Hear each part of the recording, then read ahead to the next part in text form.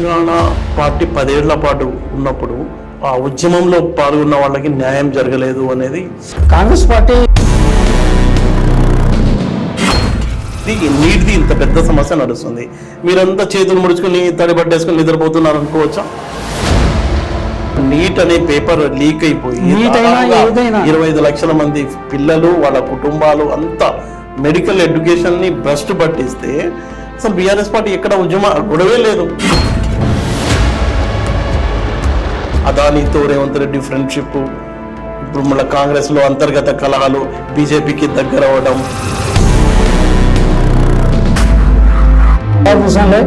ఈ వేరే జమాలు ఉంటే పోతాయని.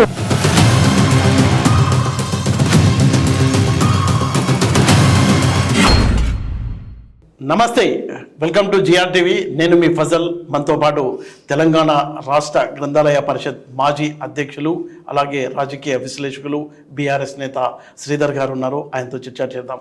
నమస్తే సార్. సార్, మీరు కేసీఆర్ గారు ప్రారంభం నుంచి, అంటే అప్పటి టీఆర్ఎస్ పార్టీ పుట్టినప్పటి నుంచి ఇప్పుడు ఘోర పరాభవం అనుకోవచ్చు, అంతవరకు మీరు పార్టీని వివిధ స్టేజెస్లో చూస్తూ వస్తున్నారు. అంటే ఇప్పుడు ఇలాంటి దుస్థితి ఎందుకు వచ్చింది అనుకుంటున్నారు? మీతో 2 అంశాలతో విభేదిస్తున్నా. ఘోర పరాభవం కాదు ఒకటి. అంటే ఘోర పరాభవం ఎందుకన్నానంటే అసెంబ్లీ కంటే పార్లమెంట్ వచ్చేసరికి ఇంకా దారుణంగా పరిస్థితి అనేది కాదు. దేశవ్యాప్తంగా చాలా ఎన్నికల్లో వివిధ సందర్భాల్లో రాజకీయ పార్టీలకి సహజం అదే వచ్చాయి, మళ్ళీ లేచాయి. అవును, సహజం అది రాజకీయ పార్టీలో. అసెంబ్లీ ఎన్నికల్లో 39 సీట్లు గెలిచాను, అంటే దాదాపు 1/3 సీట్లు గెలుచుకున్నాం. ఏమైనా మీరు అనేది పార్లమెంట్ ఎన్నికల్లో ప్రజల ముందుకు బీఆర్ఎస్ రిలవెన్సీ కంటే బీజేపీ, కాంగ్రెస్, నేషనల్ పార్టీలు ఏది ముఖ్యమనే చర్చ వచ్చినప్పుడు సహజంగా లౌకికవాదులు, మైనారిటీలు, ప్రగతిశీల వాళ్ళంతా కాంగ్రెస్ వైపు మొగ్గారు. సహజంగా మోడీ అభిమానులు కానీ, ఇదొక మతపరమైన రాజ్యంగా కావాలనుకునే కొంత తీవ్రవాద శక్తులు కానీ, వీళ్ళంతా కూడా మోడీ వైపు మొగ్గారు. అట్లా పోలరైజేషన్ ఒక విచిత్రంగా జరిగిపోవడం వల్ల తెలంగాణ అభిమానులు, బీఆర్ఎస్ అభిమానులైనా, ప్రజలైనా, ఎవరైనా కానీ 2 వైపులా మోహరించడం తప్ప ఇది కేవలం తాత్కాలిక ఒక భావోద్రేకంతో జరిగిన ఎన్నిక, మొదటి పార్లమెంట్ ఎన్నిక తెలంగాణ ఫలితాలు అట్లా వచ్చాయి. కానీ కేసీఆర్ గారి పట్ల అభిమానం చెప్పు చెదరలే. సరే, అందరికీ టాక్ ఉంది, చాలా వీక్ క్యాండిడేట్లని పార్లమెంట్ ఎన్నికల్లో నిలబెట్టారు. కానీ కుటుంబం తరఫున ఒక్కళ్ళు కూడా పోటీ చేయలేదనే విషయం బాగా డిస్కస్ అవుతుంది. అంటే కుటుంబం పోటీ చేయకపోతే చేయలేదు ఎందుకు అడుగుతారు? చేస్తేనేమో కుటుంబం చేస్తుంది అంటారు. ఒక అభ్యర్థిని నిలబెట్టకపోవడం ఎవరనేది నిర్ణయించేది పార్టీ అంతర్గత వ్యవహారం.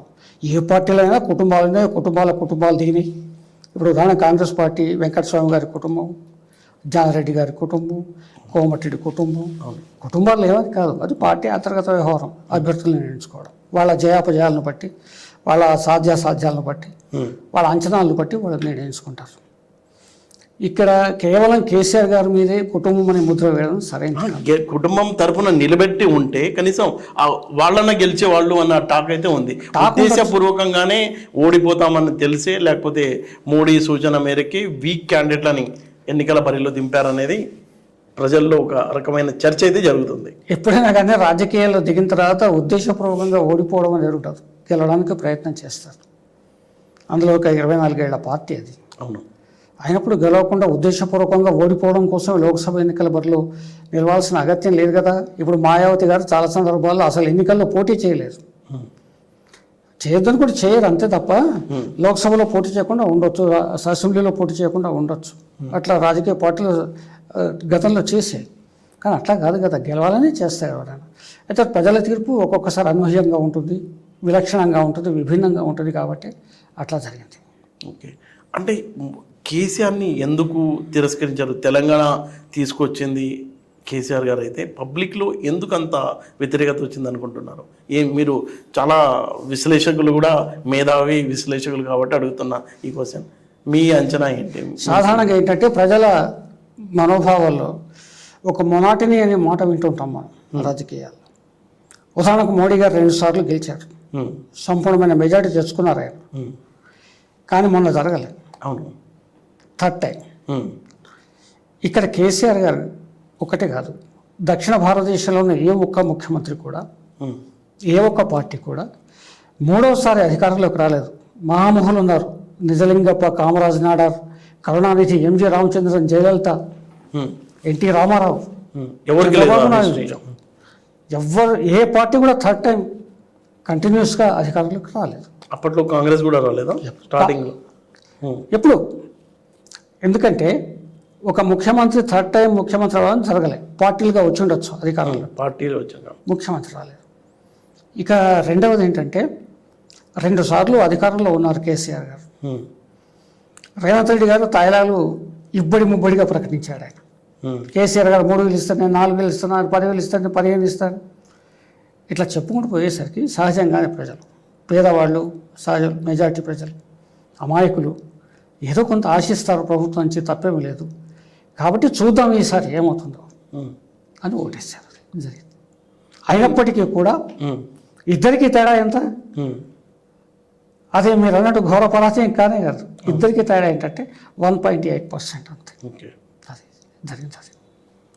అంటే తెలంగాణ పార్టీ 10 ఏళ్ల పాటు ఉన్నప్పుడు ఆ ఉద్యమంలో పాల్గొన్న వాళ్ళకి న్యాయం జరగలేదు అనేది బాగా దాన్ని బాగా హైలైట్ చేసింది Congress party. Congress party Goebbels ప్రచారంలో విజయం సాధించిందని నేను ఒప్పుకుంటాను. కుటుంబ పార్టీ కాంగ్రెస్ పార్టీ దశాబ్దాలుగా, కానీ కుటుంబ పార్టీ అనే ముద్ర టీఆర్ఎస్ మీద, బీఆర్ఎస్ మీద వేసిన తర్వాత ఇందాక మీరు ప్రస్తావించింది ఏమిటది ఇప్పుడు ప్రస్తావించింది ఇప్పుడు అంటే తెలంగాణలో ఉద్యమకారులు రైట్. ఉద్యమకారులు కాని వాళ్ళు ఎవరని కేసీఆర్ గారి క్యాబినెట్లో మీరు తీసుకోండి. అంతకుముందు ఈటల రాజేంద్ర గారు, హరీష్ రావు గారు, కేటీ రామారావు గారు కానీ, జగదీష్ రెడ్డి గారు కానీ, నాయన నరసింహారెడ్డి, మహమూద్ అలీ కానీ, వీళ్ళంతా ఉద్యమకారులు కదా. మీరు కార్పొరేషన్ చైర్మన్లు తీసుకోండి, ఎంతమంది ఉద్యమకారులు ఉన్నారు. విద్యార్థి ఉద్యమ నాయకులు ఎంపీలు అయ్యారు, ఎమ్మెల్యేలు అయ్యారు, కార్పొరేషన్ చైర్మన్లు అయ్యారు. బాలకృష్ణ లాంటి చిన్న పిల్లోడిని, అంటే వయసు రీత్యా చాలా చిన్నవాడు, ఏకంగా వివేక్ వెంకట స్వామి లాంటి ఒక లెజెండ్ మీద నిలబెట్టారు సార్. వీళ్ళంతా ఉద్యమకారులు కదా. ఏంటంటే ఒక అబద్ధాన్ని పదే పదే ప్రచారం చేస్తుంటే అది నిజమేమో అని భ్రమించే ఒక వాతావరణం ఏర్పడుతుంది. దాంట్లో భాగంగానే ఉద్యమకారులకు ప్రాధాన్యం ఇవ్వలేదని ఒట్టి మాట. సాక్షాత్తు ముఖ్యమంత్రి ఉద్యమకారుడు, అంతకుమించి ఏం కావాలి చెప్పండి. అంటే మొత్తం తెలంగాణని బాగు చేయడం ఏమో కానీ దోచుకున్నారని కాంగ్రెస్ పార్టీ చెప్తుంది. దోచుకోవడం అనే చరిత్ర వస్తే గతంలో ఉన్న 75 ఏళ్ల కుంభకోణాలు వెలికి తీయాలి కాంగ్రెస్ పార్టీ. ఒక శ్వేతపత్రం విడుదల చేయాలి. మన్మోహన్ సింగ్ వరుసగా 10 ఏళ్ళు పరిపాలించి ఆ కాంగ్రెస్ ప్రభుత్వం కూలిపోయి 3 టర్ముల్లో కూడా రాలేకపోయింది. ఎందుకు? కుంభకోణాల కారణం కదా, పెద్ద పెద్ద కుంభకోణాలు కాదా? కుంభకోణాల వల్లే కదా కాంగ్రెస్ పార్టీ అపఖ్యాతి పాలైంది. కుంభకోణాల చరిత్రలు వెలికి తీస్తే, దోచుకోవడాలు వెలికి తీస్తే భారతదేశంలో మొదటి ముద్దాయి కాంగ్రెస్ పార్టీ ఉంటుంది, ఇంకే పార్టీ కాదు. అంటే ఈ ఓడిపోవడంలో కాళేశ్వరం ప్రాజెక్టు కూడా ఏమన్నా ఉందంటారా? అది బాగా ఎల్లగలిగిందా పబ్లిక్లోకి? అంటే ఇప్పుడు అర్థమవుతుంది ప్రజలకి. రిపేర్లు పూర్తయ్యాయని ప్రభుత్వమే ప్రకటించింది. యథావిధిగా నీళ్లు పారుతున్నాయి కాళేశ్వరానికి. అంటే 2 పేర్లు మాత్రం ఏదో పగుళ్ళు వచ్చినంత మాత్రాన అదొక మెగా ప్రాజెక్ట్. ఒక ప్రాజెక్ట్ ఒక 2 పేర్ల మీద 10 పేర్ల మీద ఉన్నది కాదు, ఒక్క చోట ఉన్నది కాదు. తెలంగాణ అంతా విస్తరించిన ప్రాజెక్టే కాళేశ్వరం. కానీ ఆ విషయాన్ని పక్కన పెట్టేసి ఎక్కడో 2 పగుళ్ళు రాగానే ఏదో అయిపోయింది అని చెప్పేసి ఏకంగా 1,00,000 కోట్లు నీళ్ళలో పూసినట్టు అయిపోయి, గంగలో పూసినట్టు అయిపోయిందని ప్రచారం చేశారు. అదే చెప్తున్నారు కదా, ఒక అబద్ధాన్ని పదే పదే వెళ్ళవేసి ప్రచారం చేయడం వల్ల కాంగ్రెస్ పార్టీ లబ్ధి పొందింది ఈ ఎలక్షన్స్లో. అది ఇప్పుడు అర్థమవుతుంది. ఇవాళ కాళేశ్వరం గురించి రేవంత్ రెడ్డి గారు ఎందుకు మాట్లాడట్లేదు, మంత్రులు ఎందుకు మాట్లాడట్లేదు, ఏమైంది? మరి కాళేశ్వరం అంతా బుగ్గిపాలైపోతే, కాళేశ్వరం అంతా నీటిపాలైపోతే మరి ఇప్పటికి కూడా చర్చ నడుస్తూ ఉండాలి కదా. ఏమైంది అంటే కాళేశ్వరం 2 పగుళ్ళు వచ్చాయి, ఆ గేట్లు సరి చేశారు, పగుళ్ళు బాగు చేశారు, అయిపోయింది అంతటితో. ఇటువంటి చాలా జరిగాయి. ఇప్పుడు ఉదాహరణకు చూడండి, ఢిల్లీ దేశ రాజధాని, ఢిల్లీ విమానాశ్రయంలో ఒక్కసారి కూలిపోయారు. మరి ఏంటి మన దేశ ప్రతిష్ట ఏమనుకోవాలి? దాని గురించి మీరు గమనించండి, చర్చే లేదు అసలు. ఎందుకు? మీడియా అంతా వాళ్ళది కాబట్టి అంటారా? అంతే అదాని వాళ్ళ ప్రాజెక్టులు కాబట్టి అంతే వాళ్ళే కదా పెట్టుబడి. బీజేపీ ఇది నీటిది ఇంత పెద్ద సమస్య నడుస్తుంది, మీరంతా చేతులు ముడుచుకుని తడిబట్టేసుకుని నిద్రపోతున్నారు అనుకోవచ్చా? బీజేపీతో కొట్లాడిందే కేసీఆర్ గారు ఇప్పుడు నీట్ అనే పేపర్ లీక్ అయిపోయి నీట్ అయినా ఏదైనా 25 లక్షల మంది పిల్లలు వాళ్ళ కుటుంబాలు అంతా మెడికల్ ఎడ్యుకేషన్ ని భ్రష్టు పట్టిస్తే అసలు బీఆర్ఎస్ పార్టీ ఎక్కడ గొడవే లేదు, ఉద్యమం చేయలేదు. ఇప్పుడు దానికి యాంటీగా చేయవచ్చు కదా. బీఆర్ఎస్ పార్టీ విద్యార్థి విభాగం ఉద్యమం చేసింది, ధర్నాలు చేసింది, రాష్ట్ర రోకోలు చేసింది. అయితే ఏంటంటే వాళ్ళు రన్నింగ్ టాపిక్ కదా, ఎక్కడ మీ పార్టీ జెండాలు రోడ్డు మీద కనపడాలా? ఎజెండాలో మీద కనపడడం అంటే ఎట్లా, మీ ఉద్దేశం ఎట్లా అనుకుంటున్నారు? ఎజెండా మీద ఆచరణలు చేస్తూ ఉన్నారు. ఇప్పుడు పోనీ బీఆర్ఎస్ విద్యార్థి సంఘం పక్కన పెట్టి ఎస్ఎఫ్ఐ ఏఎస్ఎఫ్ లాంటి వామపక్ష విద్యార్థి సంఘాలు కూడా ఇవాళ ఏం చేయట్లేదు కదా. అంటే ఒక దిశకు చేసిన తర్వాత ప్రభుత్వం ఒప్పుకుంది, దాని మీద న్యాయ విచారణ జరుగుతుంది, ప్రభుత్వ విచారణ జరుగుతుంది. కాబట్టి ఇప్పుడు ఏం జరుగుతుందో చూద్దామని ఆగారు. ఇప్పటికీ డిమాండ్లు వస్తున్నాయి, అది మొత్తంగా రద్దు చేసి మళ్ళీ కొత్తగా పరీక్ష పెట్టాలని. దేశవ్యాప్తంగా చాలా మంది లక్షల మంది పిల్లల భవిష్యత్తు నాశనమైంది, అది వాస్తవమే. కాబట్టి చూడాలి ఇప్పుడు ప్రభుత్వం మరి ఎంక్వైరీ చేసింది ఏం బయటకు వస్తుందో చూడాలి. అంటే ఈ మోడీ గవర్నమెంట్ లో ఎలా చెప్పుకోవచ్చు అండి మనం? మీరు అన్నారు ఎయిర్పోర్ట్ లో ఆ టెర్మినల్ 1 కూలిపోయింది, అట్లా చాలా ఉన్నాయి. గుజరాత్ లో లీక్స్ ఎన్ని జరిగాయండి, బయటకు రానియకుండా కప్పి పుట్టేశారు. కానీ గుజరాత్ లో కూడా లీక్స్ జరిగాయి, పేపర్ లీక్స్ అయినాయి. ఇవాళ మోడీ ప్రభుత్వం ఇవాళ బీహార్ లో ఆ డ్యాములు తర్వాత బ్రిడ్జిలే కూలిపోతున్నాయి వరుస పెట్టి. ఆ అలయన్స్ ఉన్న పార్టీ అప్పుడు బీజేపీ అక్కడ. ఆ తర్వాత మనం ఢిల్లీలో ఇందాక చెప్పినట్టు ఎయిర్పోర్టే కూలిపోయింది చూసాం. ఇవాళ ఢిల్లీలో ఒక వర్షం పడితే అదలాకుదలం అయిపోతుంది అక్కడ వ్యవస్థ అంతా కూడా. చివరికి రామ మందిరంలో కూడా లీకేజీలు వచ్చినాయి అన్నారు. అక్కడ రోడ్లు కూడా మునిగిపోయినా మొన్నటి వర్షాలు. ముంబైలో అయితే ఒక్క వర్షం పడిందంటే జీవితం స్తంభించిపోతుంది. ఇట్లా చాలా ఉన్నాయి చెప్పుకుంటూ పోతాయి. ఏదైనా కానీ వాళ్ళు మీడియాని మేనేజ్ చేస్తారు, ఒక అబద్ధాన్ని నిజంగా ప్రచారం చేస్తారు, ఒక నిజాన్ని కప్పిపుట్టిస్తారు. కాబట్టే ఆ విజయం సాధిస్తూ మోడీ ప్రభుత్వం ప్రధానంగా. అయితే ఇప్పుడు అదానీ చేసినవన్నీ ప్రాజెక్టులన్నీ ఫెయిల్ అవుతున్నాయని అసలు అన్ని పేపర్లలో టీవీలో వస్తుంది. ఈ నేపథ్యంలో తెలంగాణ గవర్నమెంట్, రేవంత్ రెడ్డి గవర్నమెంట్ ఈ విద్యుత్ వసూళ్లకు సంబంధించి ఆ ప్రాజెక్టు అదానికి ఇస్తున్నట్టు టాక్. విద్యుత్ వసూళ్లలో ఒక చాలా బాధాకరమైన అంశం ఏంటంటే పాత బస్తీ ప్రజల మీద ఒక ఆరోపణ చేయడం నిజంగా నేను వ్యతిరేకిస్తూ ఉన్నా. అది పైలట్ ప్రాజెక్ట్, పాత బస్తీ అని కాదు, మొత్తం విద్యుత్ రంగాన్ని అప్పగించబోతున్నారు. సందర్భంలో ఆ ప్రచారం చేశారు, వసూలు కావట్లేదు కాబట్టి మేమేదో ప్రైవేట్కి ఇస్తున్నాం. ఒకటే మాట మిమ్మల్ని అడుగుతూ ఉన్నాను, విద్యుత్ చట్టాలు ఉన్నాయి, విద్యుత్కు ప్రత్యేకంగా ఒక వినియోగదారుడు బిల్లు చెల్లించకపోతే వసూలు చేసే విధానాలు ఉన్నాయి. సిబ్బంది ఉంది, పుష్కలమైన వేతన భత్యాలు ఉన్నాయి విద్యుత్ విభాగానికి, ఇంకా ఏ విభాగానికి లేవు ప్రభుత్వం. ఉన్నప్పుడు మరి ఇది ప్రభుత్వం చేతగానితనం గాక ఒక ప్రైవేట్ కంపెనీకి ఇస్తే ప్రైవేట్ కంపెనీ ఏం చేయగలుగుతుంది? ప్రైవేట్ కంపెనీ ఒక ప్రజలను నియంత్రిస్తుందా? పోనీ అంటే ఎంట్రీ ఇస్తున్నారా మొత్తం దోచిపెట్టడానికి? ఏమీ లేదు. విద్యుత్ రంగాన్ని అదానికి అప్పగించే ప్రయత్నంలో భాగంగా మెల్లగా ఈ రూపంలో రంగంలోకి దించుతున్నారు. భవిష్యత్తులో ఇదే కొనసాగితే కనుక అదాని గుప్పెట్లోకి విద్యుత్ రంగం అంతా పోయే ప్రమాదం అయితే ఉంది. అంటే ఇక్కడ ఏమన్నా పొలిటికల్ యాంగిల్ ఉందా సార్? అదానితో రేవంత్ రెడ్డి ఫ్రెండ్షిప్, ఇప్పుడు మళ్ళీ కాంగ్రెస్లో అంతర్గత కలహాలు, బీజేపీకి దగ్గర అవ్వడం, అలాంటి ఏమన్నా పొలిటికల్ యాంగిల్ కూడా ఉందా? అదానిని రేవంత్ రెడ్డి గారు కలిశారు, మనం చూసాం, మీడియాలో ఫోటోలు చూసాం, ఆయన కొబ్బుకే ఇచ్చారు, సత్కరించారు. అది కాబట్టి ఆయన ఒక పెద్ద పెట్టుబడిదాడు. అదాని ప్రభుత్వాలను శాసించగలిగే స్థితిలో ఉన్నాడు, కేంద్రాన్ని శాసించగలిగే స్థితికి చేరుకున్నాడు ఆయన. ఒకప్పుడు అదాని సంపద ఎంత, ఇవాళ ఎంత, ఇంత అనూహ్యంగా ఎట్లా పెరిగింది. షిప్పింగ్, ఎయిర్పోర్ట్స్, రైల్వేస్, ఇది అదే అని కాదు, మొత్తంగా అదాని చేతుల్లోకి వెళ్ళిపోతుంది. మోడీ నీడలో అదాని వెళ్ళిపోతున్నప్పుడు దానికి అతీతంగా రేవంత్ రెడ్డి గారు ఆలోచిస్తారని నేను అనుకోను. ఆయన విప్లవకారుడు కాదు కదా. అంటే ఇప్పుడు బీజేపీ ఫ్రెండ్, కాంగ్రెస్ కూడా ఫ్రెండేనా? అయితే కావచ్చు జరగకుండా. వ్యాపారవేత్తలకి పార్టీలు ఏముండవు, వ్యాపారవేత్తలకు పార్టీలు ఉండవు ఒకటేను. ఇక్కడ రేవంత్ రెడ్డి గారు ఏంటంటే ఇప్పుడు కాంగ్రెస్ లో ప్రధానంగా ఏంటంటే ముఖ్యమంత్రి అయ్యాడంటే ప్రతిరోజు మెడ మీద కత్తి వేలాడుతూ ఉంటుంది. ఎప్పుడు ఎవడు కుర్చీ లాగేస్తాడో ఏమవుతుందో మనం గతంలో చరిత్రలో చూసాం. ఆ భయం రేవంత్ రెడ్డి గారిని కూడా వెంటాడుతూ ఉంటుంది. పెద్ద మెజారిటీ కూడా లేదు. కాబట్టి ఆ భయాన్ని మరి ఎట్లా దాని నుంచి బయటపడాలి, ఏం చేయాలంటే ఏంటి, పెద్దవాళ్ళతో స్నేహాలు పెద్దవాళ్ళతో ఒక అవసరమైనప్పుడు డబ్బు పంపిణీ చేసేలా. ఇక అదేం చేస్తారో మనం ఆ ఆరోపణలు చేయలేం. కానీ అందుకని ఇవాళ మరి ఆ తెలంగాణలో ఆ గేట్లు అదానికి తెరుస్తున్నారేమో అనిపిస్తుంది. ఏదైనా కానీ ఇది వాంఛనీయమైన పరిణామం అయితే కాదు. అంటే మీ డౌటా భవిష్యత్తులో విద్యుత్ని జనుకొని కూడా అదానికి అప్పగించే అవకాశాలు ఏమైనా ఉంటాయి? భవిష్యత్తులో విద్యుత్తు రైల్వేస్ అంటే ఇది సెంట్రల్ ఆల్రెడీ ఇచ్చేసారు. సివిల్ ఏవియేషన్ అవన్నీ సెంట్రల్ కాబట్టి మోడీ గారు ఎప్పుడో ఇచ్చేసారు. తర్వాత పోర్ట్ ఎయిర్పోర్ట్స్ ఇవన్నీ కూడా ప్రైవేట్ వైపు పిల్లమెల్లగా తోలే ప్రయత్నం చేస్తున్నారు. కాబట్టి పబ్లిక్ రంగ సంస్థల్ని నిర్వీర్యం చేస్తున్నారు. ఎప్పుడైనా కానీ ఒకటి పిచ్చిదంటే ఒక దాన్ని చంపాలంటే దాన్ని పిచ్చిదాన్ని ప్రచారం చేయమంటారు కదా. టెలిఫోన్స్ కానీ ఇవన్నీ కూడా ఎల్ఐసి కానీ ఇలాంటివి. ఎల్ఐసి ప్రపంచంలోనే అతిపెద్ద సంస్థ, లాభాల్లో ఉన్న సంస్థ. తర్వాత టెలికాం రంగం ఒకప్పుడు మీరు ఏం అడ్డుకోలేదు పార్లమెంట్ లో. అడ్డుకోకుండా ఎట్లా ఉంటాం? అడ్డుకున్నా ఓటింగ్ కూడా చేశారు కదా.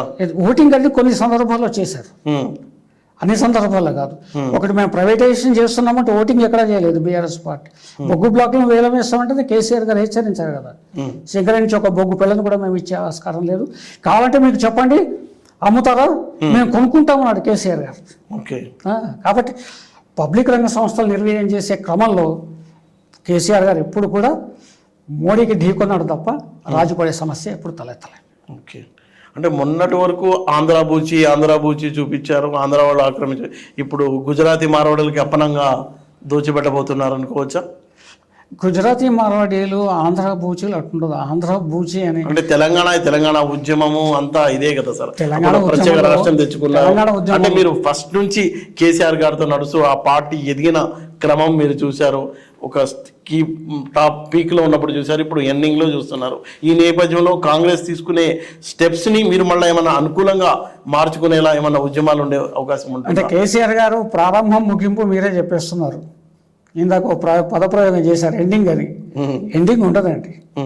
బీఆర్ఎస్ పార్టీ తెలంగాణ ఉన్నంతకాలం ఉంటుంది, అది మీకు స్పష్టం చేయదలుచుకున్నాను. ఆ తర్వాత ఇప్పుడు ఈ కొనసాగే క్రమంలో ఎప్పుడైనా కానీ ఒక కేంద్ర ప్రభుత్వాన్ని రాష్ట్ర ప్రభుత్వాన్ని ఢీకొట్టే క్రమంలో కొన్ని ఎత్తుగడలు ఉంటాయి, కొంత సమయం ఉంటుంది. కేసీఆర్ గారు ఉద్యమం చేసినప్పుడు కూడా అప్పుడప్పుడు 6 నెలలు ఆయన మౌనంగా ఉంటే ఇట్లాగే అభండాలు వేశారు. ఇంకేమైంది, అయిపోయింది, తాకట్టు పెట్టేశాడు, అయిపోయింది, తెలంగాణ లేదు, ఏమీ లేదు.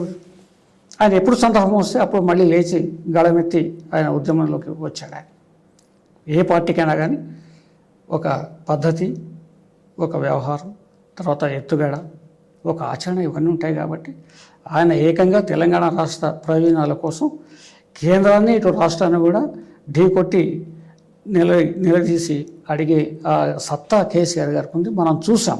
అంటే ఎంతో మంది త్యాగాల ఫలితంగా తెచ్చుకున్న ఈ ప్రత్యేక రాష్ట్రం అప్పట్లో ఆంధ్ర పెత్తందారులని తరిమేసి ప్రత్యేక రాష్ట్రంగా తెచ్చుకున్నప్పటికీ ఇప్పుడు మళ్ళీ కొత్తగా గుజరాతీ మార్వాడీల చేతిలోకి దోచిపెట్టబోతున్నారు. దీని మీద ఏమైనా ఉద్యమాలు చేసే అవకాశం ఉందా? అక్కడికే వస్తున్నారు. గుజరాతీ మార్వాడీలు అందరూ దోపిడీదారులు కాదు, చిన్న చిన్న వ్యాపారస్తులు ఉంటారు. అట్లాగే ఆంధ్ర గుండుగుత్తగా తెలంగాణ వ్యతిరేకమైన మాట నేను అన్నా. ఎందుకంటే తెలంగాణ ఉద్యమం జరుగుతున్నప్పుడు ఆంధ్రాలో ఉన్న చాలామంది మేధావులు, దళిత నాయకులు, మైనార్టీలు సపోర్ట్ చేశారు అక్కడి వాళ్ళు. అంతేకాకుండా ఇక్కడ తెలంగాణ నినాదం ఏంటి, అన్నదమ్ముల్లా విడిపోదాం, ఆత్మీయుల్లా కలిసి ఉందాం అన్నారు. ఏకంగా ఆంధ్రాలో ఉన్న కవులంతా కావడి కుండలని ఒక కవితా సంకలనాన్ని తెచ్చారు. ఒక కావడికి అటు ఇటు ఎట్లా ఉంటాయో మామంతా ఉందామని చెప్పేసి. అదే ఒక్కరి ఏకోన్ముఖంగా గుండు గుత్తాగా ఆంధ్ర అంతా వ్యతిరేకము, గుజరాతీ అంత వ్యతిరేకం అని కాదు. గుజరాత్లో వేళ్ల మీద లెక్క పెట్టబడే పెట్టుబడిదారులు కానీ, ఆంధ్రాలో వేళ్ల మీద లెక్క పెట్టబడే పెట్టుబడిదారులు కానీ ఆ రోజు ఇక్కడ తెలంగాణను దోచుకునే ప్రయత్నం చేశారని వాళ్ళని వ్యతిరేకించాం. ఇవాళ అక్కడ పెట్టుబడిదారులు గుజరాతీ కావచ్చు, కాశ్మీర్ కావచ్చు, యూపీ కావచ్చు, ఎక్కడైనా కావచ్చు, పెట్టుబడిదారుడికి ఏంటంటే పెట్టుబడి, లాభ ఆర్జన, వ్యాపారం, విస్తరణ ఇవన్నీ ఉంటాయి. అది దానికి ఒక రాష్ట్రానికే పరిమితమే వాళ్ళని ఆలోచించడానికి వెళ్ళేది. ఏదైనా ఆ పెట్టుబడిదారు వ్యవస్థ ఏదైతే ఉందో అదొక మేరకు అభివృద్ధి మేరకైతే దాన్ని ఆహ్వానించవచ్చు, అంగీకరించచ్చు. కానీ ఒక ప్రాంతాన్ని దోపిడీ చేయడం, ఒక ప్రాంత అస్తిత్వాన్ని భంగపరిచే ప్రయత్నం చేయడం, ఆత్మగౌరవం లేకుండా చేయడం, ఇలాంటి ప్రయత్నాలు జరిగితే మాత్రం ఎవరినైనా వ్యతిరేకించాలి. అది సార్, ఇప్పుడు తెలంగాణలో రావాల్సిన పెట్టుబడులన్నీ అమరావతికి తరలిపోతున్నాయని డిస్కస్ అయితే నడుస్తుంది. అందులో వాస్తవం ఏమైనా ఉందా, లేకపోతే వాస్తవం అంటే ఇక రేవంత్ రెడ్డి గారి ప్రభుత్వ సామర్థ్యాన్ని బట్టి ఉంటుంది. ఇప్పుడు రేవంత్ రెడ్డి గారు, అక్కడ చంద్రబాబు నాయుడు గారు, కేసీఆర్ గారు ముఖ్యమంత్రిగా ఉన్నప్పుడు అక్కడ చంద్రబాబు నాయుడు గారు ముఖ్యమంత్రి ఉన్నారు, జగన్మోహన్ రెడ్డి గారు ఉన్నారు. ఇద్దరినప్పటికీ కూడా వీలైనంతవరకు కేసీఆర్ గారి ప్రభుత్వం పెట్టుబడిని ఆకర్షించడంలో, ఇక్కడ సౌకర్యాలు కల్పించడంలో చాలా కష్టపడింది. మీకు ఒకే ఉదాహరణ చెప్తున్నాను.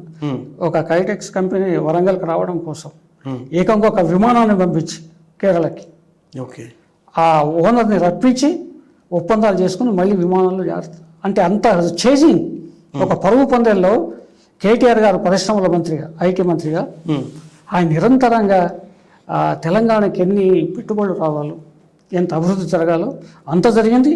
కాబట్టి విరోధులు ప్రత్యర్థులైనా సరే ఇవాళ హైదరాబాద్లో అభినవ్ బచ్చన్ లాంటి వాళ్ళే అన్నారు, నేను వస్తే ఏదో ఒక సింగపూర్కి వచ్చినట్టుంది నాకు హైదరాబాద్, చాలా కాలం తర్వాత వచ్చాను, చేశారు. అయితే ఇప్పుడు ఉన్న పరిస్థితుల్లో మరి ఇప్పుడు చంద్రబాబు, రేవంత్ రెడ్డి గారు ఇద్దరు కూడా గురు శిష్య సంబంధం ఇద్దరికి. మరి గురువు గెలుస్తాడా, శిష్యుడు గెలుస్తారా, ఏం చేస్తారో చూడాలి. ఆయా ప్రభుత్వాల సామర్థ్యాన్ని బట్టి ఉంటుంది. కాబట్టి రేవంత్ రెడ్డి గారి గురువు అయినప్పటికీ కూడా పూర్వరాష్ట్రంలో చంద్రబాబు నాయుడు, ఆయన ఇవాళ తెలంగాణ ముఖ్యమంత్రి. కాబట్టి తెలంగాణ ప్రయోజనాలకు ఏమాత్రం భంగం కలిగించే రీతిలో చంద్రబాబు నాయుడు గారు ప్రవర్తిస్తే, ఎందుకంటే ఆయన వెనక ఒక పెద్ద బలం ఉంది, ఇప్పుడు మోడీ అనే బలం, ఈయన మాత్రం చంద్రబాబు మీద యుద్ధం చేయాల్సిందే, మోడీ మీద యుద్ధం చేయాల్సిందే, తప్పదు. ఓకే, ఇప్పుడు రియల్ ఎస్టేట్ మీద ఏమన్నా ఎఫెక్ట్ ఉందా? హైదరాబాద్లో రియల్ ఎస్టేట్ బాగా పడిపోతుంది, అమరావతిలో పెరుగుతుంది అంటున్నారు, అందులో ఏమన్నా వాస్తవం ఉందా? అంటే అమరావతి కొత్తగా వచ్చింది కాబట్టి, మళ్ళీ రాజధాని అమరావతి స్థిరపడిపోతుంది కాబట్టి సహజంగానే కొంత డైవర్ట్ అవుతారు రియల్ ఎస్టేట్ వ్యాపారస్తులు. కానీ అది సహజమే. కొనుగోలుదారులు కూడా కొంత మొగ్గు చూపుతారు, షార్ట్ టైంలో ఎక్కువ సంపాదించుకోవచ్చు. ఏదేమైనా హైదరాబాద్కి వచ్చే నష్టం ఏం లేదు. హైదరాబాద్ బ్రాండ్ ఇమేజ్ హైదరాబాద్కు ప్రపంచవ్యాప్తంగా గుర్తింపు ఉంది. కాబట్టి ఏదైనా కొంత ఒడిదొడుకులు అవుతుంటాయి, వ్యాపారాలు ఉంది అక్కడ, సహజమే. కానీ ఇప్పుడు సినీ పరిశ్రమ అంతా తరలిపోతున్నారు, ఎక్కడ పోలేదు. అట్లాగే పారిశ్రామిక రంగం కానీ, సినీ పరిశ్రమ కానీ, ఏమైనా కానీ స్థిరంగా హైదరాబాద్లో ఉంటాయి. హైదరాబాద్కు వచ్చిన ఢోకా ఏమీ లేదు. అయితే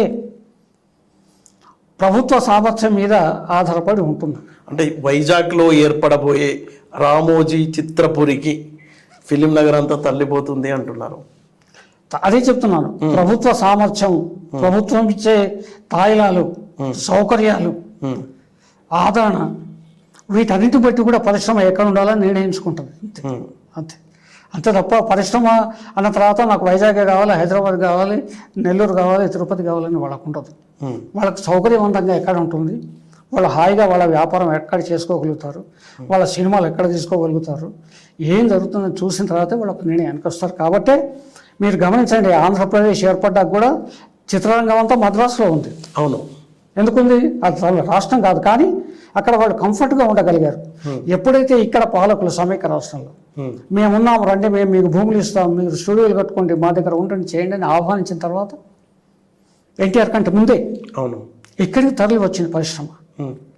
కాబట్టి ఇక్కడ ఉన్న ముఖ్యమంత్రి రేవంత్ రెడ్డి గారి మీద, ఎందుకంటే చంద్రబాబు నాయుడు గారు సినిమా రంగంతో ఒక అవినాభావ సంబంధం ఉన్న వ్యక్తి, ఆయన కుటుంబమే సినిమాతో ఉంది, మనందరికీ తెలిసిందే. అవును, ఆయన సామాజిక వర్గం కూడా సినిమాలో ఆధిపత్యం వహించే సామాజిక వర్గం. అవును, కానీ దాన్ని ఢీకొని ఇక్కడ ఉన్న సినిమా రంగ పరిశ్రమ ఆంధ్రాకు తరలిపోకుండా ఉండాలంటే రేవంత్ రెడ్డి గారు ఎట్లా అడ్డుకట్ట వేస్తారో చూడాలి. ఆయన సామర్థ్యాల మీద, శక్తి మీద ఆధారపడి ఉంటుంది. ఇప్పుడు మీకు తేడా ఏం కనిపిస్తుంది సార్? కేసీఆర్ గారి పాలన స్టార్టింగ్లో ఎలా ఉండేది, ఇప్పుడు రేవంత్ రెడ్డి గారి పాలన 6 months అయిపోయింది అనుకుంటా, ఎలా తేడా ఏమైనా ఉందా? ఎలా ఉండాలి అనుకునేవాళ్ళు మీరు, ఎలా ఉంది? కేసీఆర్ గారి పాలనలో ఏంటంటే, కేసీఆర్ గారు ఇక్కడే ఉండేవాళ్ళు, మంత్రివర్గం ఇక్కడే ఉండేది, అందరిలో ఇక్కడే ఉండేవాళ్ళు, ఇక్కడే పరిపాలన కొనసాగేది, ఆయన ఇక్కడే రివ్యూలు పెట్టేవాళ్ళు, మీటింగులు చేసేవాళ్ళు. ఆయన ప్రాధాన్య క్రమం ఎంచుకున్నాడు. మొదటిసారిగా కరెంటు బాగు చేయాలనుకున్నాడు, ఆ తర్వాత నీటి సమస్య టేకప్ చేసి కరెంట్ బాగా చేయడం ఇప్పటికి కూడా ఒప్పందాల్లో ఇంత పెద్ద పెద్ద ఘోరాలు అయిపోయినాయి, స్కామ్ ఘోరాలు, అయిపోయి. నేరాలని ఇప్పుడు కూడా కోర్టు అవి తిరుగుతున్నారు కదా, కమిషన్ వేశారు చూద్దాం. రమ్మంటున్నారు. కమిషన్ వేసినంత మాత్రాన ఈయన జవాబు చెప్పడం లేదంటున్నారు. ఆరోపితుడు ఎప్పుడు నేరస్తుడు కాదండి న్యాయశాస్త్రంలో. నేను ఒకరిని హత్య చేశానని ఆరోపిస్తారు. ఒక యూనిట్ కూడా 22 రూపాయలు 25 రూపాయలు కొన్నారు. అప్పుడు కాంగ్రెస్ ఎన్నికల సభల్లో ప్రచారం కూడా బాగా జరిగింది. కమిషన్ తేల్చాలి, తర్వాత రేపు న్యాయస్థానాలు తేల్చాలి ఏం జరుగుతుంది. ఇప్పుడు కాళేశ్వరం అట్లాగే అన్నారు కదా, ఏమైంది 6 నెలల్లో చల్లబడిందా లేదా, రేపు ఏం జరుగుతుందో చూద్దాం. ఏదైనా కానీ ఒక ఆరోపణ రాగానే నిర్ధారణ కాదు, ఇది ఆరోపణకు నిర్ధారణకు పెద్ద లోయ ఆఘాతం ఉంటుంది మధ్యలో. ఈ విద్యుత్ ఒప్పందాలు, కాళేశ్వరం, అలాగే ఫోన్ ట్యాపింగ్, ఈ 3 అగాధాల్లో కూరుకుపోయారు అనుకోవచ్చా? ఫోన్ ట్యాపింగ్లు ఇవన్నీ ఉట్టి మాటలు, ఎక్కడ నిలవు, ఏవి నిలవు.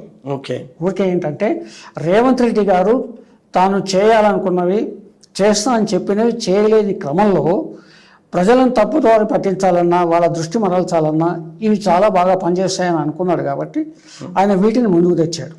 కొంతకాలం కాళేశ్వరం, కొంతకాలం public service commission paper leakage, కొంతకాలం తర్వాత ఫోన్ ట్యాపింగ్ అని, కొంతకాలం ఈ వలసలు ప్రోత్సహించడం కాదు, ఏదో ఒకటి చేస్తాం. మీరు గమనించి 6 నెలలు అయిపోయింది ఇందాక అన్నారు కదా, 6 నెలల్లో అస్తమానం ఢిల్లీకి వెళ్ళి రావడం తప్ప ఆయన ఒక రైతు ఆత్మహత్య చేసుకున్న కుటుంబాన్ని సందర్శించలేదు. ఎలా ఉంది సార్ టోటల్గా పాలన రేవంత్ ఈ 6 ఏళ్ల పాలన, 6 నెలల రేవంత్ 6 నెలల పాలనలో ఇప్పటి వరకు కొత్తగా ఉనగూరింది ఏమీ లేదు. ఆయన చేసింది ఏమిటంటే కేసీఆర్ గారి హయాంలో జరిగిన పరీక్షలు, ఫలితాలు, ఈలోగా ఎలక్షన్లు వచ్చాయి, 30,000 మందికి అపాయింట్మెంట్ ఆర్డర్స్ ఇచ్చాడు ఆయన. రేవంత్ రెడ్డి గారు వచ్చిన తర్వాత ఒక్క నోటిఫికేషన్ రాలేదు ఉద్యోగాలకు సంబంధించి. ఇప్పటి వరకు పెన్షన్లు రావట్లేదు, గ్రామ పంచాయతీలకు రూపాయి అందట్లేదు. ఇవాళ పట్టణాలు అట్లాగే ఉన్నాయి, పల్లెలు అట్లాగే ఉన్నాయి, పెన్షన్దారులు అట్లాగే ఎదురు చూస్తున్నారు. ఉద్యోగస్తులకు, పెన్షన్దారులకు అంటే మా పెన్షన్లు, ఉద్యోగుల పెన్షన్లు ఇప్పటి వరకు 5 DAలు ఇవ్వాలి. అవును, 5 DAలు కనీసం 1-2 ఇవ్వాలి కదా. ఇస్తానన్నాడు, రాగానే చేస్తానన్నాడు. ప్రగతి భవన్ ద్వారాలు తెరిచాను అందరూ చెప్పారు. తర్వాత పెద్ద పెద్ద క్యాలెండర్లు వేసారు, వాల్ పోస్టర్లు వేసి మేమంతా అదేది ఉద్యోగాలకు సంబంధించిన మొత్తం మేము షెడ్యూల్ ఇచ్చేస్తామన్నారు. ఏమైంది? ఇంతవరకు ఏది లేదు, ఏది లేదు, ఏది జరగలేదు. ఆ కారణం ఏంటంటే ఆయన చేయడానికి కాంగ్రెస్ పార్టీలో ఉండే పెద్ద జబ్బు ఏంటంటే ఎప్పుడు ఏ ముఖ్యమంత్రి సమైక్య రాష్ట్రంలో ఒక 50% ఆయన ఆలోచన, పని విధానం, పదవి రక్షించుకోవడానికి కేటాయించాలి. తప్పదు. గతంలో మనం ముగ్గురు ముఖ్యమంత్రులు మారడం మనం చూసాం. రేవంత్ రెడ్డి గారు ఇప్పటికైనా కానీ రేవంత్ రెడ్డి గారు ఆయన ఆలోచన పక్కన పెట్టి ప్రజలకు ఏం చేస్తానని చెప్పాను నేను, ఏం చేయాలని ఆలోచన చేస్తే ఓకే ముందుకు సాగవచ్చు. ఏదైనా కానీ ప్రజలు 5 ఏళ్ళు పరిపాలించమని ఇచ్చారు కాబట్టి ప్రజల అభిప్రాయాన్ని గౌరవించాలి మనం, అందులో సందేహం లేదు. మరి ఆయన 5 ఏళ్ళు పరిపాలించాలి, అన్నవన్నీ చేయాలని మాలాంటి వాళ్ళని కోరుకుంటున్నాం. సార్ మీ పార్టీకి ఎమ్మెల్యేలు కాంగ్రెస్ పార్టీలోకి అలాగే బీజేపీ వైపు జంప్ అవుతున్నారని చాలా బాధపడుతున్నారు. అది మీరు నేర్పించిందే కదా సార్, కాంగ్రెస్ పార్టీని మొత్తాన్ని ఓడిచిపెట్టేశారు. అప్పుడు ఎమ్మెల్సీలని ఫస్ట్ లాగేశారు, అందరినీ డిపాజిట్ చేసుకున్నారు.